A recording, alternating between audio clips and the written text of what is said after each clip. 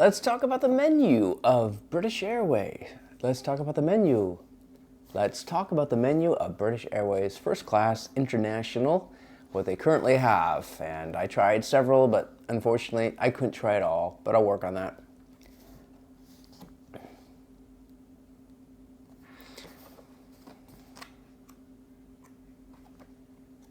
So the menu is several pages and decent quality. A bit of work went into this. I assume they give a new one to every customer, so probably don't mind me taking this one. Probably gets dirty. They give you a nice welcome message and say it's made by the Cotswolds-based studio William Cutlery and lots of stuff. Doesn't matter. So for the a la carte, they have a warm bakery selection served with butter and oil, olive oil. Canapes, I guess. So beef tenderloin, and they've got tuna tataki, smoked duck breast, mushroom flan, cream of potato soup, and seasonal mixed leaf salad. So out of all those things, you can't have them all, so what are you going to try? So I did the cream of tomato soup. It's almost forced to. They just ask, you sure? It's like, okay, fine, give me that. So I did try that. It was really good, and little real cherry tomatoes in there.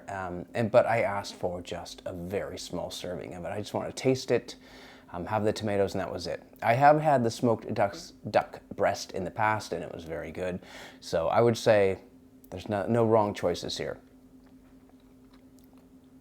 Main course, we have pork loin, chicken breast, sea bass, and cauliflower cakes. That was a tough one for me. I went with the sea bass, actually. I don't have fish a lot, as much as I probably should. I have chicken a lot, so my first choice was kind of going to be chicken, but then I thought, sea bass. It was actually underwhelming. It wasn't bad, and the other stuff in there was the scallions and the pepper coilis was actually better. So all the other stuff was better than the actual. Oh, and there was some potatoes too. So, yeah, the fish itself was kind of mediocre. So that was interesting. I kind of wish I had gone with either the pork or the chicken breast, but next time. Although the cauliflower cakes do look interesting too. Oh yeah, maybe I did go with the side of potatoes au gratin. I think I did. That was really good. They were high butter. It was tasty.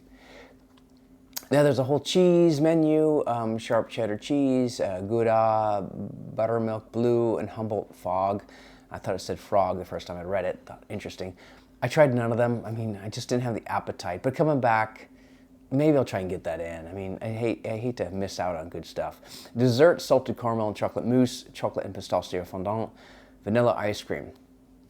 I had to look up fondant to see what it actually is or supposed to be. It's sort of just an icing type dessert, or I don't even know if you have it separately as a dessert, but they probably make it differently than what it's there. But did I try it? Yes, I did. Actually, I had it. And so that was like a little bundt cake, just chocolate with chocolate inside and cream and caramel. So it was actually pretty good, although I was curious what the mousse would have been like. But yeah, it was actually pretty good. And I did have the vanilla ice cream, which is just some ice cream with some berries. And they say a dark Swiss chocolate sauce. They did have, and chocolate chips. Yeah, everything was accurate. It's okay. I don't know. It didn't blow me away. They also throw in some popcorn, crisps, truffles. I had none of that. No appetite. Moving on a few hours, we had the breakfast. They asked me if I wanted to be woken up. Sure, I did. I actually woke up beforehand, but I did have the fresh orange juice. Yeah, it was fine. How fresh it was, freshly squeezed, I don't know, but it was fine. I didn't have the fruit or anything like that, or the yogurt. I had the full breakfast: scrambled eggs, pork sausage, Irish bacon, potato, rosti, mushroom, and grilled tomato. Although it was okay. I mean, it didn't blow me away, but it was okay. It was tasty. I would say in a restaurant, you'd probably have a better breakfast. Almost any restaurant, but for being on a flight, it was all right. The omelet sounds interesting, but I couldn't do that. And the cheese Linz crepe, that actually sounds pretty interesting too. Maybe next time I'll try one of those things. So for beverages, large selection. I didn't get any of them. I did have the latte, and that was fine. Yeah.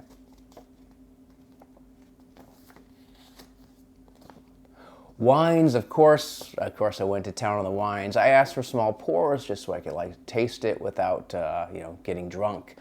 I had the champagne to start off with, but I don't even know which one they served me. It was that, pre-flight champagne. The wines, I skipped the white. No, I did have one of the whites for the fish. I had the Cave de Ton de Haute d'Eole, Crozet Amatage Blanc 2000, 21. Yeah, so 2021, Rhone, France, and that was actually really good. Very sweet, but it went well with the fish. I think I'm glad I did that because having the fish with red wine would have been a crime, but it actually does help a lot. The tastes complement each other well. For the wine, I did go with the 2011 Chateau Bouscot, I believe, or did I? No, I went with the Kendall Jackson and the 2017. And I think I did that live. I think I did all three. And I went with the Port the Dow 2007 Port.